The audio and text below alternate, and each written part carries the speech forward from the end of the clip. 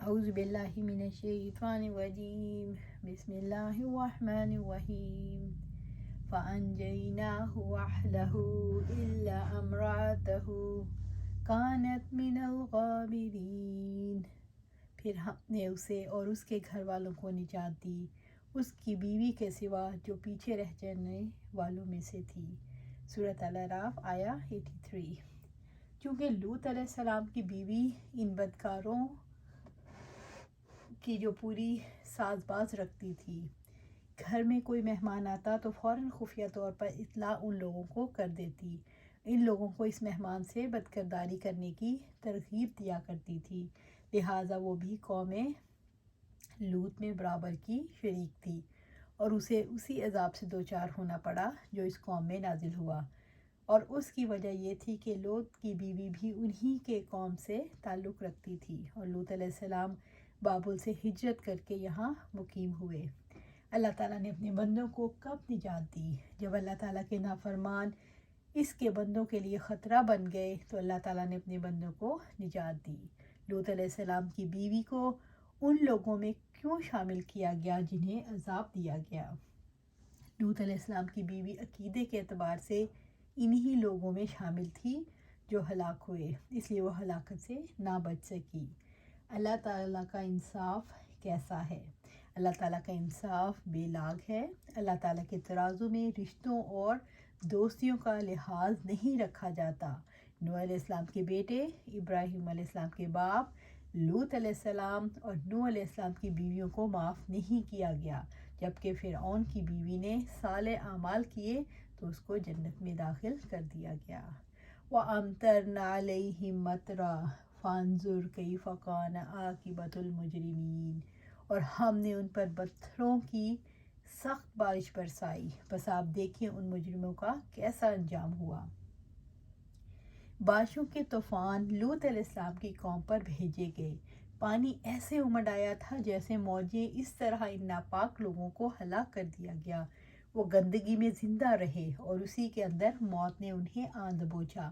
اس مقام پر صرف اتنا ہی مذکور ہے کہ اس قوم پر ہم نے بدفعلی اور سرکشی کی پاداش میں پوری طرح کی بارش برسائی، لیکن قرآن کے دوسرے مقامات سے معلوم ہوتا ہے کہ اس قوم کی سب بستیوں کو اٹھا کر بلندی سے زمین پر دے مارا گیا۔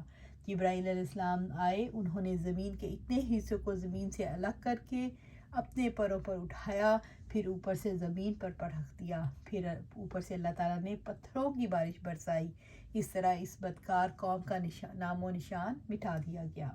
ان لوگوں پر سخت گرم پتھر برسائے گئے اور ان کی بستی کو الٹ دیا گیا۔ فانظر کیف کان عاقبۃ المجرمین، بس آپ دیکھیں ان مجرموں کا کیسا انجام ہوا۔ رب العزت نے قوم لوط کے واقعے کے بعد عبرت حاصل کرنے کے لیے تاکید کی ہے کہ گناہ کا انجام دیکھو، دائمی رسوائی اور ہلاکت ہے۔ رب العزت نے فرمایا فَلَمَّا جَاءَ أَمْرُنَا جَعَلْنَا عَالِيَهَا سَافِلَهَا وَأَمْطَرْنَا عَلَيْهَا حِجَارَةً مِّن سِجِّيلٍ منضود مصومۃ عند ربک وما ہی من الظالمین ببعید، پھر جب ہمارا حکم آ گیا تو ہم نے اس کے اوپر کے حصے کو اس کا نچلا کر دیا، اور ہم نے اس پر پکی ہوئی مٹی کے کنکر نما پتھر برسائے جو تہ بتہ تھے، آپ کے رب کی جانب سے نشان زدہ تھے اور ان ظالموں سے وہ کچھ دور نہیں۔ سورۃ ہود آیا 82 اور 83۔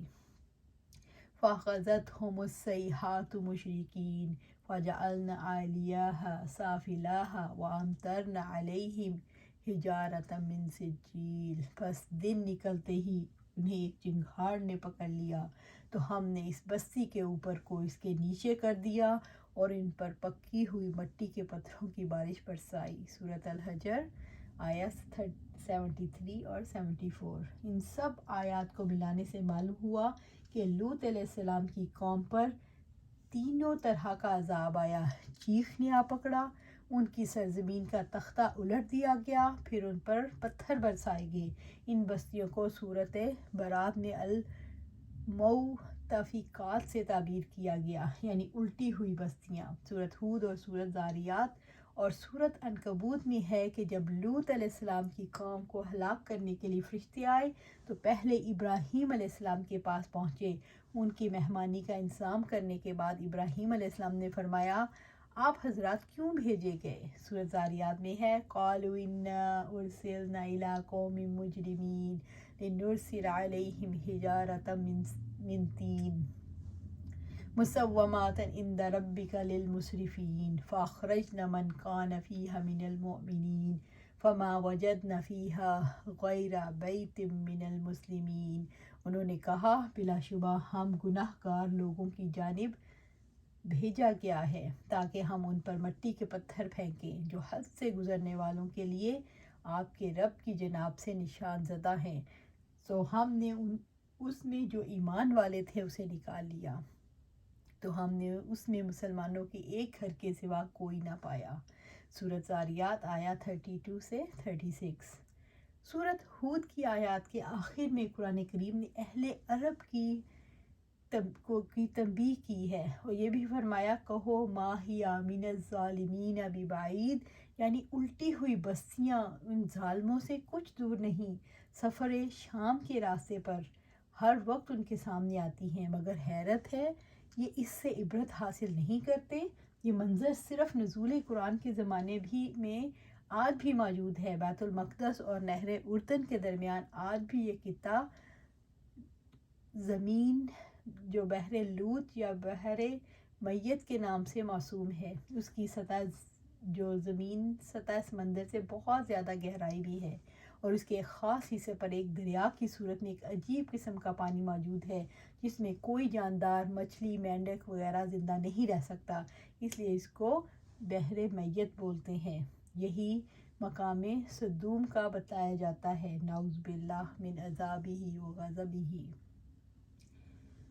وَإِلَىٰ مَدْيَنَ أَخَاهُمْ شُعَيْبًا قَالَ يَا قَوْمِ اعْبُدُوا اللَّهَ مَا لَكُم مِّنْ إِلَٰهٍ غَيْرُهُ قَدْ جَاءَتْكُم بَيِّنَاتٌ مِّن رَّبِّكُمْ فَأَوْفُوا الْكَيْلَ وَالْمِيزَانَ وَلَا تَبْخَسُوا النَّاسَ أَشْيَاءَهُمْ وَلَا تُفْسِدُوا فِي الْأَرْضِ بَعْدَ إِصْلَاحِهَا ذَٰلِكُمْ خَيْرٌ لَّكُمْ إِن كُنتُم مُّؤْمِنِينَ۔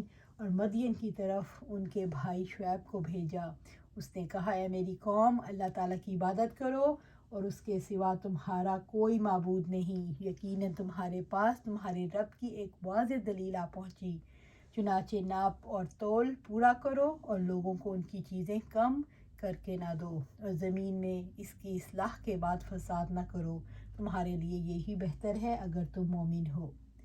اہل مدین کی طرف اللہ تعالیٰ نے شعیب علیہ السلام کو بھیجا، وہ ابراہیم علیہ السلام کی اولاد میں سے تھے۔ ابراہیم علیہ السلام ایک بیٹے مدیان تھے جو ان کی تیسری بیوی کتورہ سے پیدا ہوئے۔ اہل مدین ان ہی کی اولاد میں سے تھے۔ یہ قوم بحر احمر کے عرب ساحل پر آباد تھے۔ اہل مدین اللہ تعالیٰ کے ماننے والے تھے مگر دوسروں کو اس کے ساتھ شریک سمجھتے تھے، اپنے آپ کو ابراہیم علیہ السلام کے دین پر سمجھتے تھے۔ ابراہیم علیہ السلام کے 500 برس بعد ان میں بگاڑ آیا۔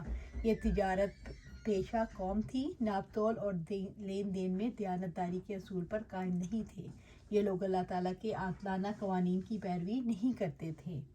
صالح علیہ السلام نے کہا اے میری قوم اللہ کی بندگی کرو اور اس کے سوا تمہارا کوئی معبود نہیں۔ شعیب علیہ السلام کی دعوت میں بھی باقی انبیاء جیسی تھی، یعنی اللہ وحدہ لا شریک لہ کی عبادت کرنا اور اس کے ساتھ کسی کو شریک نہ ٹھہرانا۔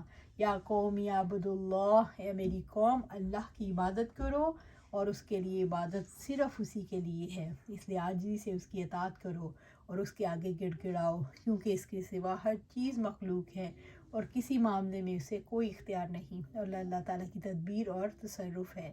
شعیب علیہ السلام نے توحید کی رغبت اور شرک سے نفرت دلائی۔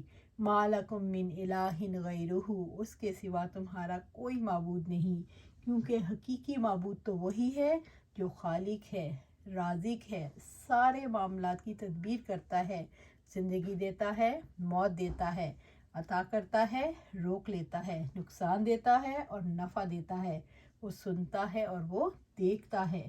ہر پیغمبر کی دعوت کا نقطۂ آغاز کیا ہوتا ہے؟ ایک اللہ تعالیٰ کی عبادت، جس پر تمام معاملات کا دار و مدار ہے۔ انسان کے اخلاق اور باہمی معاملات اسی اصول سے پھوٹتے ہیں۔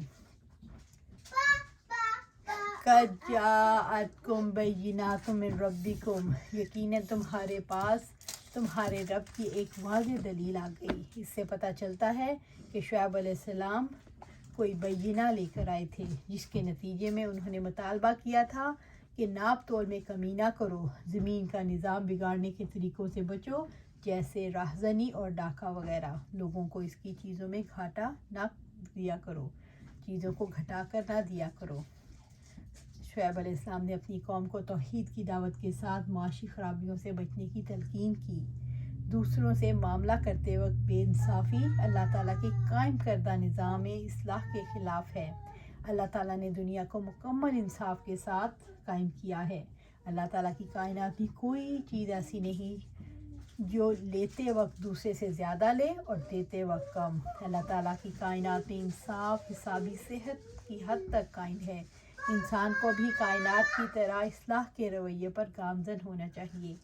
ناپ اور تول میں کمی کے معاشرے پر کیا اثرات ہوتے ہیں؟ رسول اللہ صلی اللہ علیہ وسلم نے فرمایا، جو قوم ناپ تول میں کمی کرتی ہے اس پر قحط سالی مسلط کر دی جاتی ہے اور اس پر سخت محنت اور حکمرانوں کا ظلم مسلط کر دیا جاتا ہے۔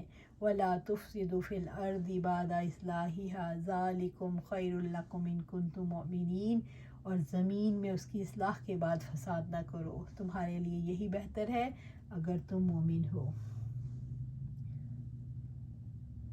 شعیب علیہ السلام نے کہا، زمین میں نافرمانی کے کام، شرک اور کفر نہ کرو، اصلاح بہتر اور فائدہ مند ہے۔ بندہ جب گناہ کرتا ہے تو اللہ تعالیٰ کی ناراضگی مول لیتا ہے، اور اللہ تعالیٰ کے قرب کے لیے گناہ کو ترک کر دو۔ اللہ سبحانہ تعالیٰ سے دعا ہے کہ ہمارے اندر بھی کوئی ایسی کمی بیشی ہے جو ہم ادھر ادھر اپنی حق کو نہیں دیتے، اپنے فرائض کو ادا نہیں کرتے، حق لینے میں پوری کوشش کرتے ہیں۔ ہمیں چاہیے کہ ہم اپنے فرائض ادا کریں۔ جب فرائض ہر کوئی اپنے اپنے ادا کرے گا تو سب کا حق ادا ہوتا چلا جائے گا۔ اللہ سبحانہ تعالیٰ سے دعا ہے کہ قرآن و سنت کے مطابق زندگی گزارنے کی توفیق عطا فرمائے اور اس پر ثابت قدم رکھے۔ آمین یا رب العالمین۔